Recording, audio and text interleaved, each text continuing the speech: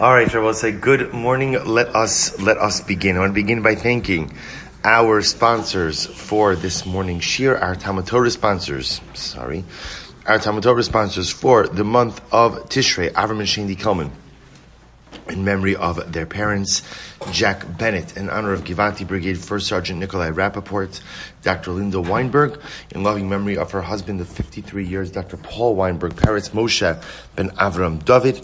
Our week of learning sponsors, the Rosen and Miller Families, as a schus for refuah sheleima for Chaim Yosef ben Batya, Saeed and Sima Haken, in honor of Rabbi Richter, Chaim Nachman, Dr. Buck, Moshe, Abramson, Gobbie for graciously volunteering for making the outdoor minyan happen for Rosh Hashanah, and the Stanger and Weinberg Families, in honor of Doug Stanger's special birthday. We thank all of our sponsors for their generosity. Those who require a refuah, sheleima have them bekarav, and we shall all be zocheh to daven inside together. As HaKadosh Baruch Hu wants it to be, hopefully bekarav. All right, well, so with that, let us begin. So today's daf is Yud Beis. Hopefully, again, you did a little bit of homework that I assigned at the end of the shir yesterday with just a couple of lines.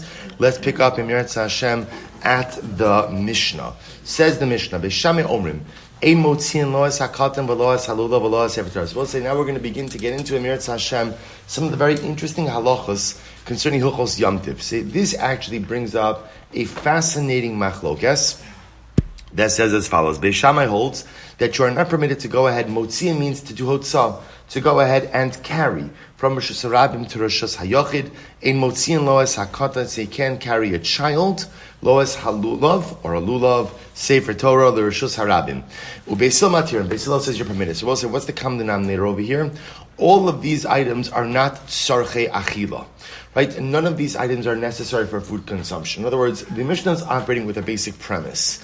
And the premise is that anything you need to do for food purposes, of course, will be mutter. Because at the end of the day, that falls under the purview of ochel nefesh. But what the Mishnah is highlighting over here is Beis Shammai holds anything that's not food related, you cannot go ahead and do on Yom Tov. Beis Hillel holds that you are permitted to do so. We'll see what's at the root of that machlokes in the Gemara. Says the Gemara, Tana kamed Rabbi Yitzchak bar Avdimi. So it was taught in front of Rabbi Yitzchak bar Avdimi as follows: Hashochet olas nedava b'Yom Tov. Listen to this case. What happens if one shechts an olas nedava? Now, what's an olas nedava? So remember again, an olah is a carbon that is totally consumed on the mizbeach. A nedava means a voluntary offering. So remember again, a nedava can't really be brought on Yom Tov itself. The only types of karbanos that you're permitted to bring on Shabbos and Yom Tov are obligatory offerings. But an olas nedava, remember again, doesn't give you any meat because it's an olah, therefore fully consumed on the mizbeach, and it's an nedava, therefore it's not obligatory. So if a person goes ahead and shechts an olas nedava on Yom Tov, loke, you get malchus. So the Gemara says, Amrle, the Chamani. Whose opinion does this reflect? It must be Beis Shammai do Amri lo aminon mitoch shehutra hotzah letzorech hutra nami shelo letzorech. So we'll say this is very interesting. So here the Gemara gives a very important formulation that there is the concept ultimately again of mitoch. Mitoch means essentially that once something is permitted for ochel nefesh purposes, it becomes permitted for non-ochel nefesh purposes as well. Or to see a little bit differently, because we're going to define the actual scope of ochel nefesh. What it means is once a particular act becomes permitted for food preparation activities, it becomes permitted for all activities. So Beis Shammai must hold that actually it's easier to illustrate it than the positive. Beis Hillel will hold mitoch shehutra letzorech ochel nefesh, hutra nami shelo letzorech. Beis Hillel's position is once a particular action becomes permitted for ochel nefesh purposes, it essentially becomes permitted for other non-ochel nefesh purposes as well. So just before we go on, now you can begin to understand the machlokes in the Mishnah. See, Beis Shammai says that halacha l'maisa, you're allowed to carry on Yom Tov. What can you carry for? Food-related purposes. right? But halacha l'maisa, anything other than food-related purposes, you're not allowed to carry for. Beis Hillel will say, mitoch shehutra hotzah l'tzorech ochal nefesh. Once hotzah becomes permitted for ochal nefesh purposes, it becomes permitted for non-ochal nefesh purposes as well. So the Gemara says money. So whose opinion is it that holds that you cannot shecht an olas nedava? So it must be Beis Shammai. Because what does Beis Shammai say? Da amri lo amri no mitoch shutra tzalatzorech hutra na mishlo tzorech. Because Beis Shammai does not subscribe to the concept of mitoch. Di Beis Hillel, because if it was Beis Hillel, ha amri mitoch shehutra tzalatzorech hutra nami shalo letzorech. Because Beis Hillel holds that halacha l'maisa, once something was permitted for tzorech ochal nefesh, it becomes permitted for non-ochal nefesh purposes as well. Now I will say, what I want to point out is something very interesting. We're going to see, I'm going to mention it now only so that there shouldn't be any confusion. Even Beis Hillel, who holds the concept of mitoch, which means that once something is permitted for ochal nefesh purposes, it becomes permitted even for non-ochal nefesh purposes, there still has to be a constructive yomtiv purpose to what it is that you're doing. In other words, Beis Hillel will not allow you to engage in activities or in malachas just for no purpose. What Beis Hillel just says is once something is permitted for ochal nefesh purposes, you could do it either, or you could still do it for other non-ochal nefesh constructive purposes as well. So now let's plug this back in. So therefore, the Gemara says as follows. When we had a statement that said that if you shecht an olas and nedava on Yom Tiv, you're lokeh. Which means, again, it is asr to shecht an olas and nedava. So whose opinion is that? The Gemara posits it must be Beis Shammai. Because according to Beis Hillel, we would say that once shchita is permitted for ochal nefesh purposes, then what? Is permitted for other non-ochal nefesh purposes as well, i.e. the shchita of an olas nedava, to which the Gemara says, Hachanami, mitoch shutra shchita letzorech, chutrayim shlo letzorech, maskiv la Rava. So Rava says, 1 second. Mimai de Beis Shammai Beis Hillel b'haplagi. So we'll say, so now, the reason the Gemara brings up this case is, as I mentioned before, this case sheds light on the Mishnah. So therefore, Beis Shammai will say, on Yom Tiv, you can't carry a baby, you can't carry a lulav, and you can't carry a Sefer Torah. Because the heter to carry is only for food-related purposes. Beis Hillel will say, not true. Once carrying is permitted for food-related for food-related purposes, it becomes permitted for other non-food, but yet constructive permitted purposes as well. To which the Gemara says, Maskif la Rava, this comes on Rava, and Rava asks as follows, Mimai de Beis Shammai u Beis Hillel b'hapligi. Who says that Beis Shammai and Beis Hillel are arguing on this? Who says that this is the point of contention? Dilma be'eruv v'hotzah l'Shabbos ve'ein eruv v'hotzah l'Yom Tov kamiflagi. Maybe I will say what they're arguing about is a much more yisodistic machlokes about whether or not the concept of eruv and hotzah apply to only Shabbos and not Yom Tov, or does it apply to Shabbos and Yom Tov as well? So we'll say, let's take a step back. Everyone agrees that the concept of, now remember, when we say Erev and Hotzah, it's the same thing. In other words, if there's a prohibition of Hotzah, a transferring an item from one domain to another, then we have which concept? Which concept applies? Erev. So Rabbi wants to suggest maybe the machlokes Beis Shammai Beis Hillel is whether or not the entire concept of Erev and Hotzah applies to Yom Tiv at all. Perhaps Erev and Hotzah is only a concept which is applicable by Shabbos, but doesn't apply by Yom Tiv. Maybe that's what they're arguing about. Mar Savar, Erev Hotzah l'Shabbos, Erev Hotzah l'Yom Tiv. So Beis Shammai will hold that Erev and Hotzah apply both by Shabbos and Yom Tiv. Umar Savar, Erev Hotzah l'Shabbos, ve'ein Erev Hotzah l'Yom Tiv. And the other opinion will say, that this is Beis Hillel, Erev and Hotzah apply for Shabbos, but Erev and Hotzah do not apply for Yom Tov. In other words, maybe this isn't a machlokes about mitoch. This is just, mitoch is just the shorthand way of saying, mitoch shehutra letzorech ochal nefesh, hutra nami shelo letzorech. Once something is permitted for ochal nefesh purposes, it is permitted for other non-ochal nefesh constructive purposes as well. So the Gemara says, maybe that's not the machlokes. Maybe it's a much narrower machlokes. Namely, does the concept of hotzah and erev apply to Yom Tiv or not? That's the machlokes. Beis Shammai says it does. Beis Hillel says it doesn't. So the Gemara says, Rabbi will say, now what is this machlokes based on? So here's what's interesting. Because the pasuk says, V'lo sotziu masa mibatechem b'yom haShabbos. Rabbi will say, now remember, it's important to understand, if you look at Rashi says over here, Ve'ein erev hotza, v'afagav de'ikar hotza, miya'aviru kol b'machane nafka. But so we'll say, remember, the pasuk of Hotza, or the concept of Hotza, learned that biblically. And the truth is, Midda Oraisa, it appears that the concept of Hotza would apply both by Shabbos and Yom Tiv. The reason why there's a machlokes is because there's a follow-up pasuk in Yirmiyahu. And what does the pasuk in Yirmiyahu say? V'lo sotziu masa mibatechem b'yom haShabbos.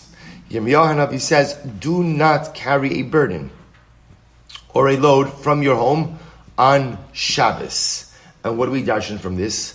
B'Shabbosin b'Yom Tov lo. And based on the pasuk in Yirmiyahu and the ambiguity of the biblical pasuk, we can say that the concept of Hotza dafka applies to Shabbos and does not apply to Yom Tov. So maybe the machlokes in the Shaim Beis Hillel Mishnah is not a machlokes of mitoch, right? It's not a global machlokes by Yom Tov. It's a very narrow machlokes as to whether or not the concept of Hotza and Erev apply in Yom Tov or not. Beis Shammai says it does, and ultimately Beis Hillel says it does not. So Maskif Rav Yosef says, if that's true, that the machlokes in Shaim Beis Hillel is whether or not the concept of Erev and Hotza apply on Shabbos, Elame'ata liflagu ba'avanim. Why do you have to, if that's the case, if that's the machlokes, then at the end of the day, why are you illustrating the machlokes in the case of carrying a baby, a Sefer Torah, or a lulav? Why not make it simpler? Can you carry rocks on Shabbos? I'm sorry, Yom Tov. Can you carry rocks on Yom Tov? Rabbi saying this is fascinating. Look at Rashi for just a moment. Rashi says, listen to Rashi's idea. I ein isser hotza, ein isser tiltal. We'll say, so remember, in Smichas Chavra, when we learned Hilchos Muktzah, there is a three-way machlokes about what the nature of the prohibition of Muktzah is. Rashi is of the opinion that the reason that there is a concept of Muktzah is because Chazal were concerned that you may come to carry certain things from one rishus to another. Therefore, they instituted the concept of Muktzah. Rashi therefore the Gemara explains, if there is no issue of Hotza, then what? There's no issue of Muktzah. If that's the case, so now remember we'll say, if that's the case, that the machlokes of Shaim Beis Hillel is not a machlokes in mitoch, but it's a machlokes on whether or not the concept of Hotza applies on Yom Tiv, then why illustrate the machlokes with a baby, a lulav, and a Sefer Torah? Just illustrate the machlokes of rocks. Beis Shammai says you can't carry rocks on Yom Tiv. Beis Hillel says you can. And then I would realize, what's the machlokes? Is there an isser of Hotza on Yom Tov? Finish that Rashi. Liflagi ba'avanim. Ein isser Hotza. Ein isser tiltal. If there's no prohibition of Hotza, then there is no prohibition of carrying, of moving something. No issue of Muktzah. Shelo ne'esar tiltal ela mishum Hotza. Because at the end of the day, the isser tiltal is only there because, what Rabbi said, again, this is Shitas Rashi in Muktzah. Rashi holds that the only reason there's a concept of Muktzah is that Chazal did not want me inadvertently carrying things from one domain to another.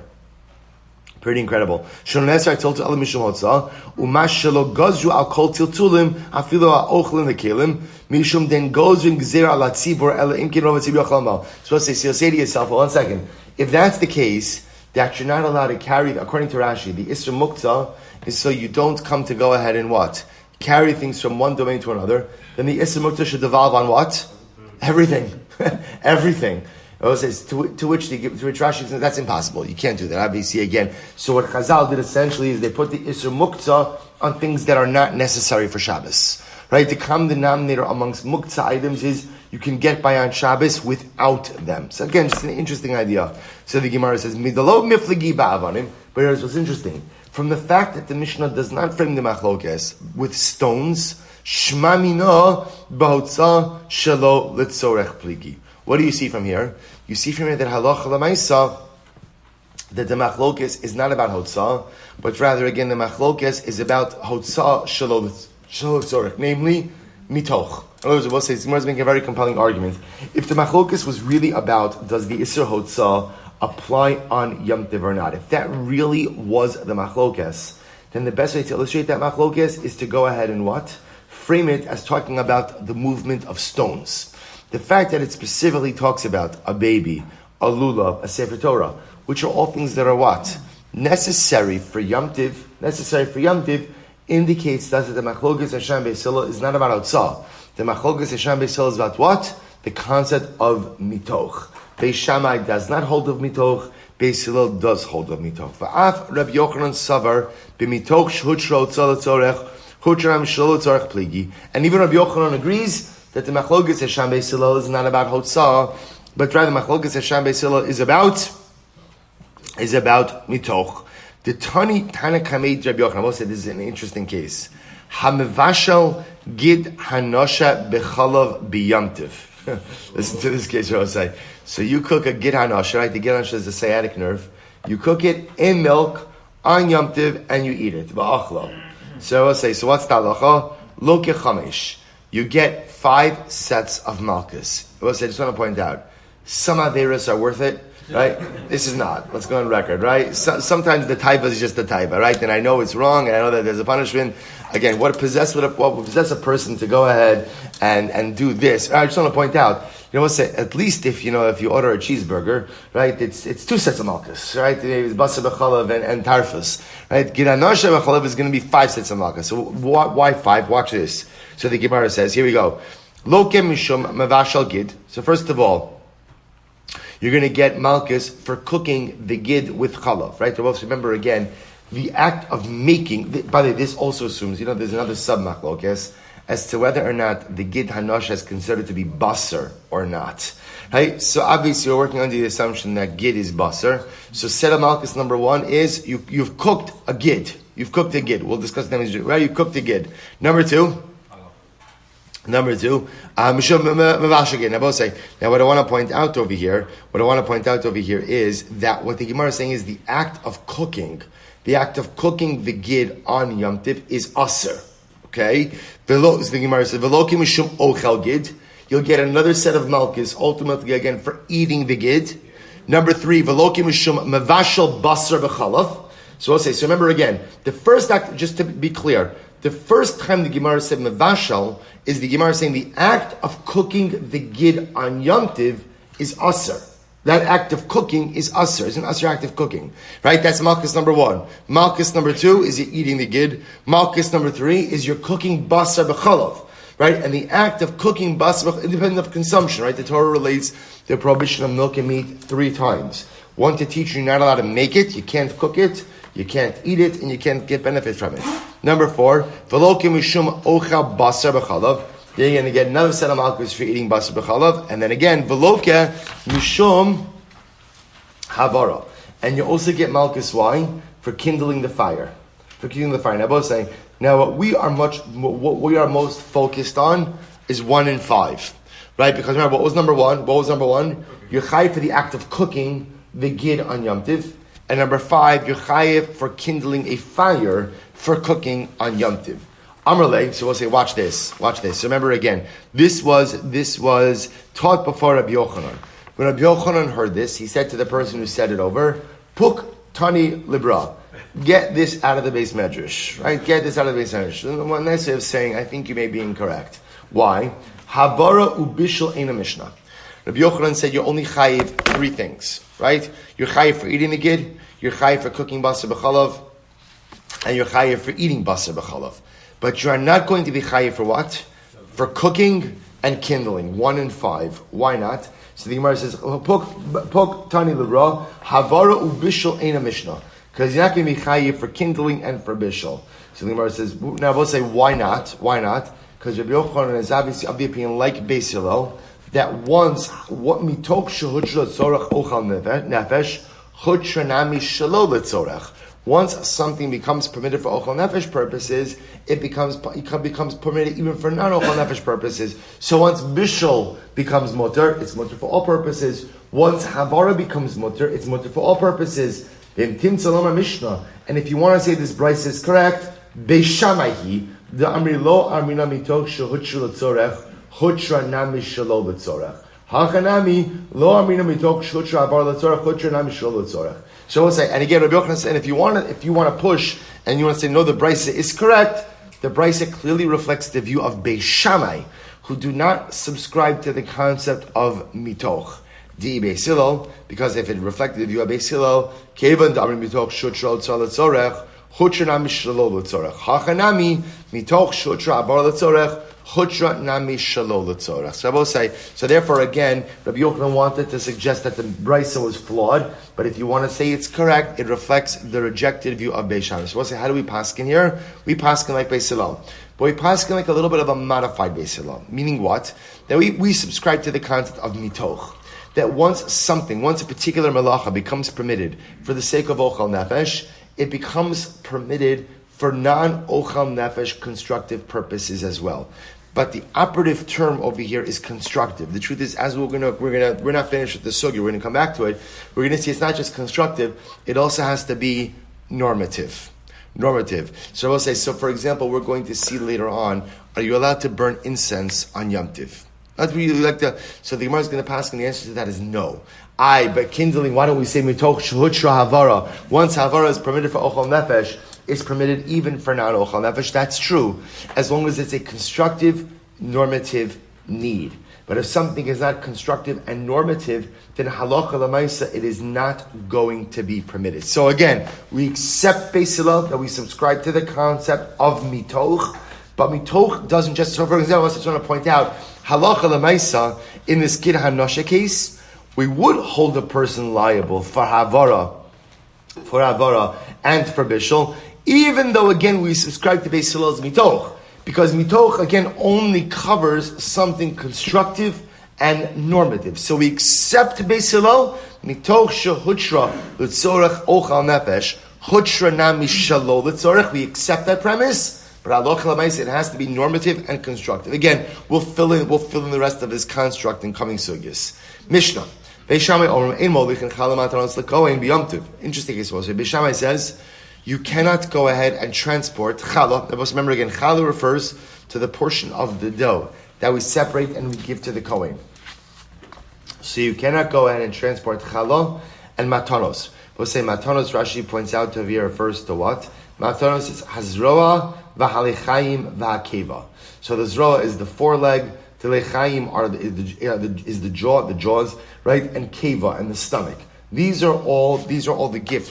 When you slaughter an animal, these are the portions you give to a kohen. So Beis Shammai says, ein molichin chala u'matanos l'kohen b'yom tov. You cannot go ahead and give chala or these gifts to a kohen on Yom Tiv. Now, both say, why not? Why not? So Rashi points out over here, the kulan mishum gezeira de mabinos. And both say we're going to see that there is a rabbinic prohibition of separating out trumas and maasros on Yom Tiv, right? And the reason for that is because the act of separating out trumas and maasros has the appearance of what? Tikkun mana, like you're fixing something. Now, because you are permitted to shecht, therefore by definition, you could separate out the kohanic gift. So I want to point out over here, and same way that you can go ahead and make a dough, you can also what? Go ahead and separate challah on Yom Tiv, right? You could do all of those things. But halacha l'maisa, what the machlokes over here is, can you take it to the kohen on Yom Tiv? That's going to be the machlokas. That's going to be the issue. So the fact that since I'm allowed to make dough, I can separate challah. Since I'm allowed to shecht an animal, I can separate out the matanos. The shaila is, can I take it to the kohen on Yom Tov or not? So Beis Shammai says, you can't. You can't. Bein shorma me'emesh, bein shorma me'ayom. Whether you separated them yesterday, or whether you separated them today, Beis Hillel matirin. Beis Hillel says that it's mutter. Amr lahem Beis Shammai. So Beis Shammai says, Gzer Shava. I'll tell you how I'm right. It's a Gzer Shava. What's the Gzer Shava? Chala umatanos, matana lekohen. Because think about this. Chala, separation of chala, and matanos. Matanos also refers specifically to the portion separated from a slaughtered animal, are a gift to the kohen. Uchuma, matana lekohen. Truma is also a gift to the kohen. Kishem shein molichin es truma, kach in molichin es hamatanos. The same way that on Yom Tov you can't take truma to the kohen, you also what? You also can't take the other matanos to the kohen. Amr lahem Beis Hillel alone. Im amartem betruma sheno zakai baharamasa tomru b'matanos shezakai baramasan. To which Beis Hillel says the comparison is not fair. Why is it not fair? You're not allowed to separate out Trumas on Yom Tiv, but you can separate what? Chala and Matana. So we'll say, so again, what's interesting about this case is what everyone agrees with, right? Pretty much everyone agrees on the basic principles, which are, you can separate out Truma and Yom Tiv, right? That everybody's agreed with. And you can, what can you separate? Chala and Matanos. And just to understand the logic in that is very simple. Since I'm allowed to bake bread, I can separate challah. Since I'm allowed to shecht, I can separate out the matanos. The machlokas is, can you take the challah and matanos to a kohen on Yom Tiv? Beis Shammai says no. Beis Hillel says yes. Beis Shammai says the same way you can't take truma to a kohen on Yom Tiv, you also can't take challah and matanos. Beis Hillel says it's apples and oranges. You can't take truma to a kohen on Yom Tiv because you're not allowed to separate truma on Yom Tiv. But challah matanos, which you can separate on Yom Tiv, you can transport to the kohen as well. Says the Gemara, kasaka daitcha shorma me'ayom v'shenishchetu me'ayom v'shuru me'emesh v'shenishchetu me'emesh. So we're assuming over here that the machlokes Yesham Beis Hillel is both in a case where the challah was separated or the animal was shechted on Erev Yom Tiv or on Yom Tiv. That on both cases, Beis Shammai Beis Hillel argue, if you have challah and you have matanos on Yom Tiv, whether again they were separated on Erev Yom Tiv or separated on Yom Tiv itself, there is a machlokes Beis Shammai and Beis Hillel about whether or not they can be transported to the kohen. If that's the case, the Gemara says, Mani Masnisin, whose opinion does the Mishnah reflect? Lo Rabbi Yossi, v'lo Rabbi Huda, el achirim. It must reflect the view neither of Rabbi Huda or Rabbi Yossi, but rather of Achirim. We'll say now we're going to go through these are three shitos. Rabbi Huda, Rabbi Yossi, and Achirim have three different ways of framing the machlokes Beis Shammai and Beis Hillel. Here we go. The Sanya, Rabbi Huda, we'll say first wide line, Yud Beis, Amud Beis. Rabbi Huda, lo nechleku Beis Shammai and Beis Hillel, ala matanos shor me'erev Yom Tiv. Beis Shammai and Beis Hillel do not disagree in the following case. That if you separated out matanos on Erev Yom Tiv, and by the way, matanos means matanos or chal on Erev Yom Tiv, shemolichin im hamatanos shehurmu me'ayom v'shenishchetu me'ayom. What's the interesting case? So according to Rabbi Yehuda, he holds that Beis Shammai Beis Hillel agree as follows. If you separate out challah matanos on Erev Yom Tiv, Beis Shammai Beis Hillel agree that halacha l'maaseh you could take them on Yom Tiv together with challah and matanos which are separated on Yom Tiv. You can bring that all to the Kohen. Lo nechelku, where's the machlokas? Ela laholicham b'fnei atzma. This is fascinating. According to Rabbi Yehuda, the machlokas Hashem Beis is only in one specific case, where you separated out challah and matanos on Erev Yom Tiv, and you didn't bring them. Now can you bring them by themselves on Yom Tiv itself? Beis Shammai omrim ein molichin. Beis Shammai says you can't do it. Or Beis Hillel omrim molichin. Beis Hillel says you can. And this is how Beis Shammai arrived at their position. They said as follows: Chala matanos matana lekohen. Chala and matanos are a gift to the kohen. Truma matana lekohen. So is truma. Kishem shem molichin as truma. Kach in molichin as matanos. The same way that you can't take truma to a kohen on Yom Tiv, you also can't take the matanos. Amar Beis Hillel. Beis Hillel said no. Lo im amartem b'truma sheni zakai b'haramasa. Truma's difference is Beis Hillel. Why? You're not allowed to separate out truma to begin with. Tomer b'matanos shezakai b'haramasa. Other matanos, you're permitted to go ahead and separate us. So we'll say, so again, Shitas Rabbi Yehuda is quite fascinating. Shitas Rabbi Yehuda is that the machlokes Beis Shammai Beis Hillel is in one very specific case, namely, if you separated matanos and challah on erev, let me work backwards. According to Rabbi Yehuda, Beis Shammai Beis Hillel agree that what? Anything, matanos, chali separate on Yom Tiv, what? Can be taken to the Kohen. And they also agree that if you separated out matanos and challah on Erev Yom Tiv, and you have additional matanos and challah from Yom Tiv, that you could take the ones from Erev Yom Tiv together with the ones from Yom Tiv and give it to the Kohen. Currently, they only disagree in one specific case, where you have challah and matanos from Erev Yom Tiv, no challah and matanos on Yom Tiv. Can you take those challah and matanos from Erev Yom Tiv and bring them to the Kohen by themselves on Yom Tiv itself? Beis Shammai says no. Beis Hillel says yes. That's Rabbi Yehuda. Rabbi Yossi, no. Lo nechleku Beis Shammai Beis Hillel amatanos shemalichin. Lo nechleku el ala truma. But say, watch this. Rabbi Yossi says, in fact, Beis Shammai Beis Hillel agree that halacha l'maisa you could always take matanos. Right? So matanos also means you could take challah, you could take matanos to the Kohen on Yom Tiv. That's not a problem. What's the machlokes? Truma. Shebei Shammai omrim ein molichin. Beis Shammai says you can't take truma to the Kohen on Yom Tiv. Ubeis Hillel omrim molichin. Beis Hillel says you're allowed to. V'kach haya Beis Hillel danin. And how did Beis Hillel arrive at their conclusion? They said as follows. So, kach haya Beis Hillel danin chalu matanos danin chalu matanos matar lekohen. Chala and matanos are a gift to the Kohen. Utruma matana lekohen, and truma is also matana to the Kohen. Kishem shemolichin es hamatanos. The same way that everyone agrees that you could take matanos, kach molichin es truma. So too you're permitted to take truma to the Kohen on Yom Tiv. Amrulin Beis Shammai says no. Lo im amartim matanos shezakai b'Abramson. Tomru b'truma shein zakai b'Abramson. To which Beis Shammai says it's totally different. Matanos you're allowed to separate on Yom Tiv. Truma you're not allowed to separate. So both this is fascinating. In Rabbi Yossi's version of the machlokes, they agree that what? Matanos are never a problem. You can always take matanos to the Kohen on Yom Tiv. What's the machlokes? Truma. Truma. Now, now to be clear, this is truma you separated before Yom Tiv. Right? Truma you separated before Yom Tiv, because you can't separate truma on Yom Tiv itself.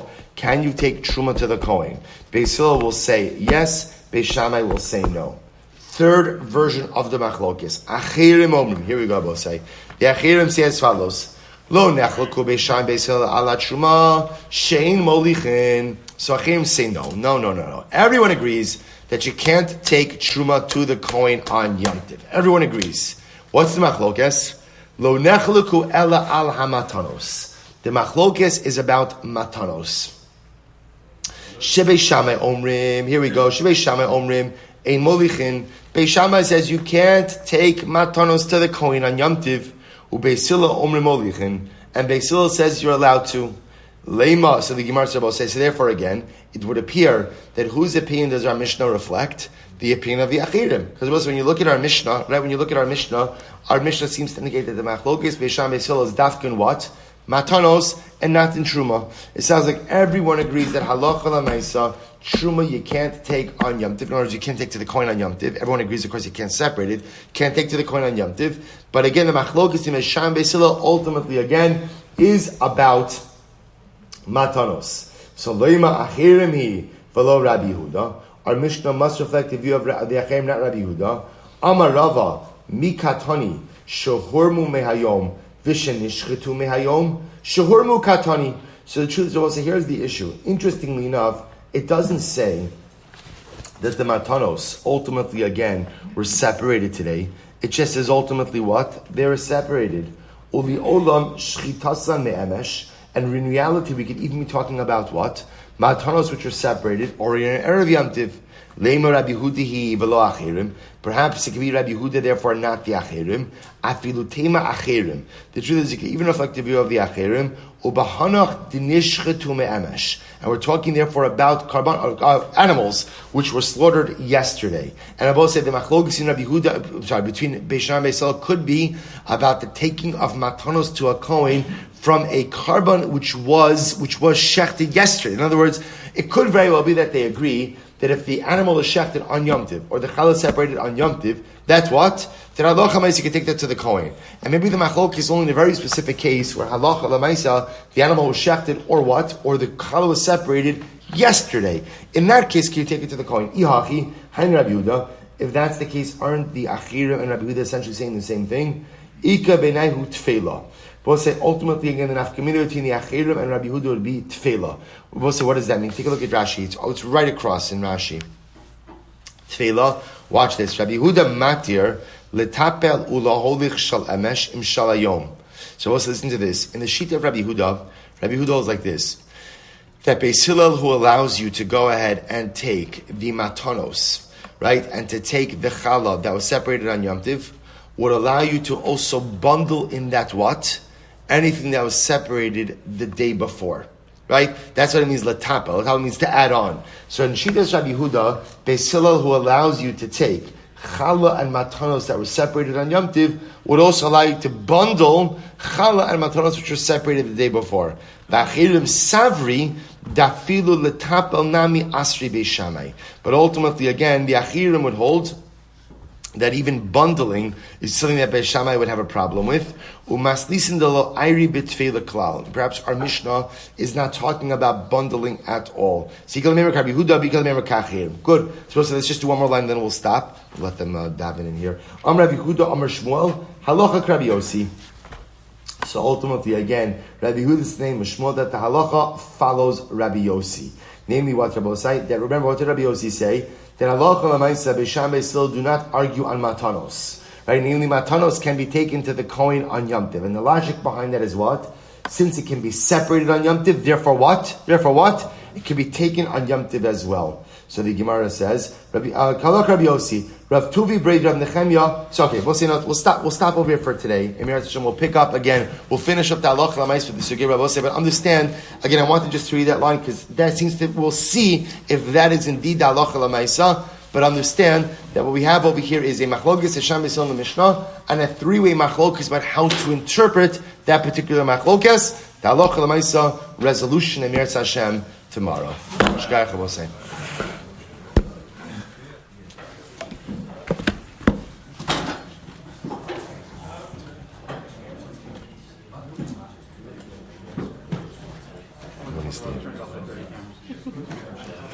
It's the best part. It's like bloopers. Saving the bloopers. Sheer outtakes.